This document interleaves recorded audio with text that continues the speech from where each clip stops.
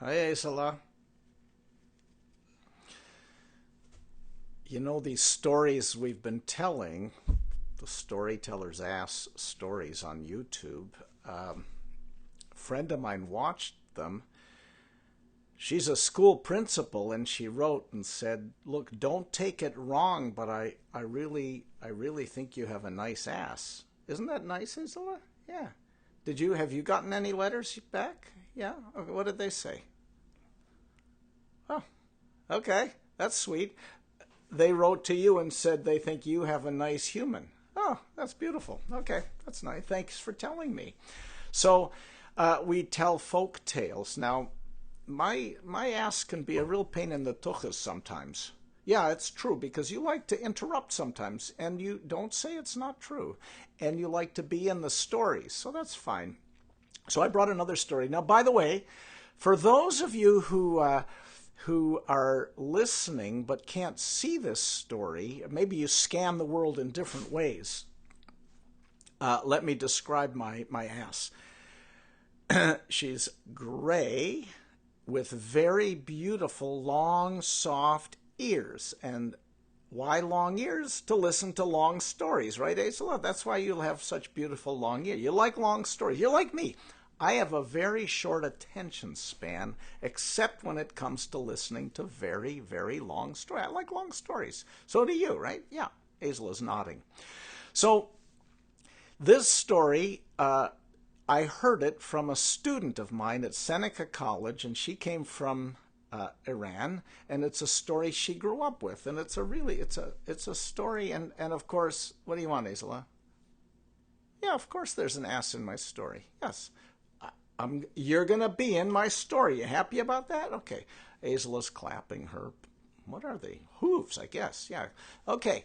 I was going to say hands, but they're not hands. No, no, you're shaking your donkey head. Okay.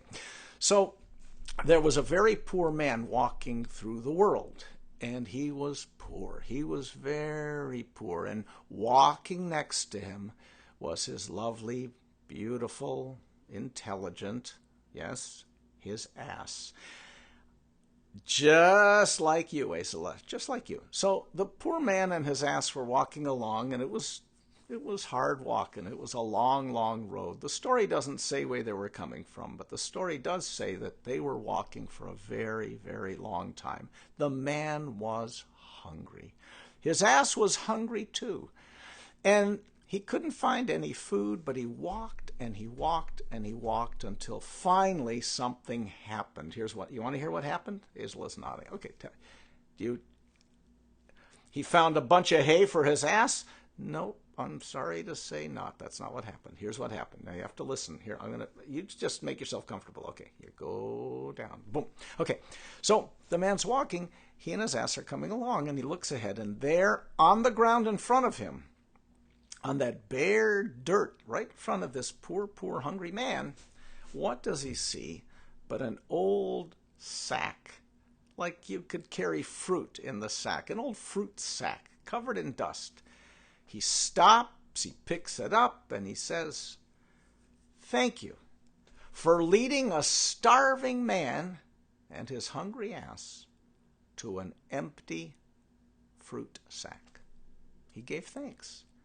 And he picked up the sack and he dusted it off, and he and his ass continued on their way, and they walked until something happened. If it hadn't happened, how could I tell you about it? Yes, Hazel, what do you want? Oh, Hazel is whispering in my ear. Yes? Oh, yeah, that is what I always say. If it hadn't happened, how could I tell you about it? Right, you're a good listener. You know, I always say that. Right, yeah, that's how my mother used to say with her stories. Once something happened. If it hadn't happened, how could I tell you about it? What? Go back down. Okay, so here we go. So the man looks ahead, and there was a dead fruit tree, a dried up fruit tree right by the side of the road. And he cracked off a branch, and as he took the dead branch in his hand, he also said what he'd said before: "Thank you for leading a starving man to a dead fruit tree." And he carefully put the broken branch, dry, dead wood, into his sack. And they continued on their way, the starving man and his hungry ass coming along. Come and go ahead, have a seat. And he comes along and stares ahead, and what does he see? There in front of him is a broken bow. No arrows to be seen. The string of the bow broken. The bow was right there. The bow was okay if the string was broken. He stopped. He picks it up. He says, "Thank you for leading a starving man and his hungry ass to a broken bow with a broken string." Picks it up, puts it in his bag, continues on his way. And the donkey alongside. And they would talk and they would sing. And the donkey had a beautiful voice, just like you, Aizla. The donkey was saying, hee-haw. And along the way they went far, far, far, far. The story doesn't say how far, but they walked until all of a sudden something happened. If it hadn't happened, how could I tell you about it? He looked ahead and saw a rusty fish hook right on the side of the road. And he stopped, he picked it up, he said, "Thank you for leading a starving man and his hungry ass to this rusty fish hook."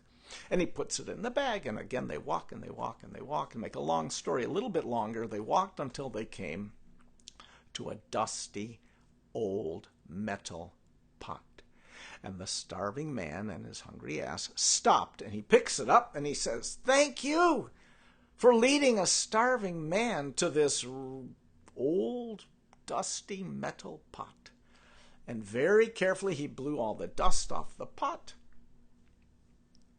put it in his sack, and he continued on his way. And as he walked, he and the donkey were talking and singing, hee-haw, and the man was saying, "Thank you, thank you, thank you for all the treasures I've found today." And they walked until they finally came to a river. And the river was too wide to get across. So the man stopped on the edge of the river. And the donkey stopped as well.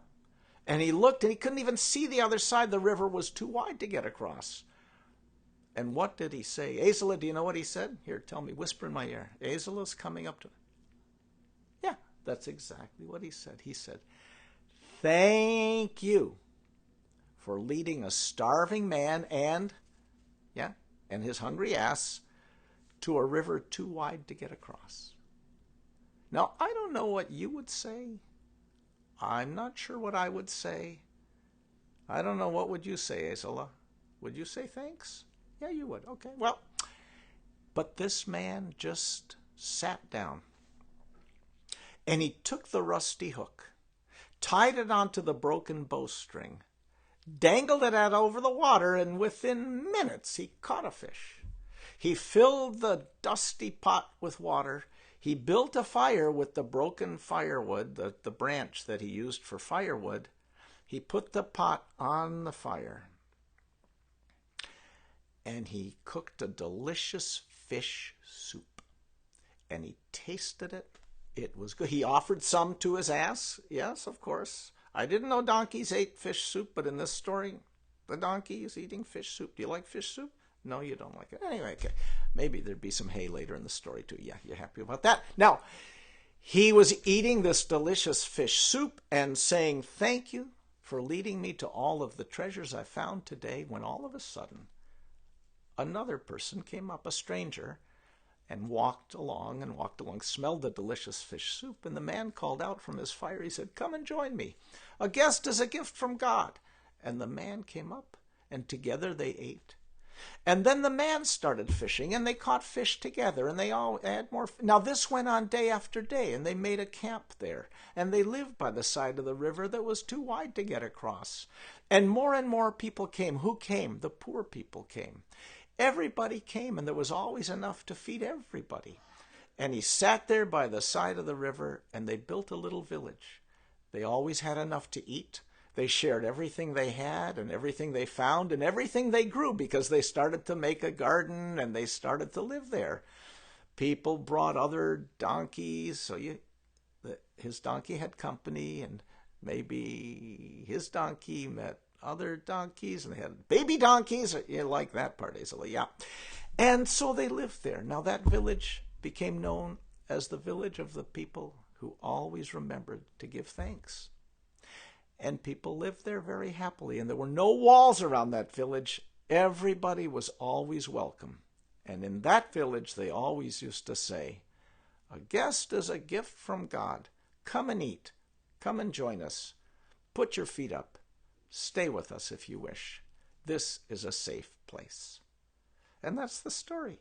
So, Azola, I don't know if you heard that story before. You didn't? It was the first time? Yeah? Okay. So, all of these stories, spread them around, learn them if you like them, and I want to thank my student from Seneca for telling me that story. Here's the thing with a story. It's best if you give it away. That's when a story becomes really valuable. Pass it along to somebody else. And if you're lucky enough to have a wise ass like you, Azola, I feel very lucky. And I say thank you that I have you in my life. Yeah? Oh, what do you want to say to me? Yeah? Okay. You say I'm going on too long and it's time for hay. Okay. So let's keep it short. Sometimes it really helps to listen to your ass. And that's what I'm going to do right now. We'll keep it short today. And I hope you come back for more stories. Azola, say goodbye. Yeah. And what's the last word you want to say? Whisper it in my ear. Yeah. Okay. Azola says, thanks for bringing us together, even on this screen, even though I'm not seeing you right in front of me or hearing you right in front of me. At least the story goes out into the world, and if you remember it, you can tell it to somebody else. Thank you very much. Goodbye. Come back for more.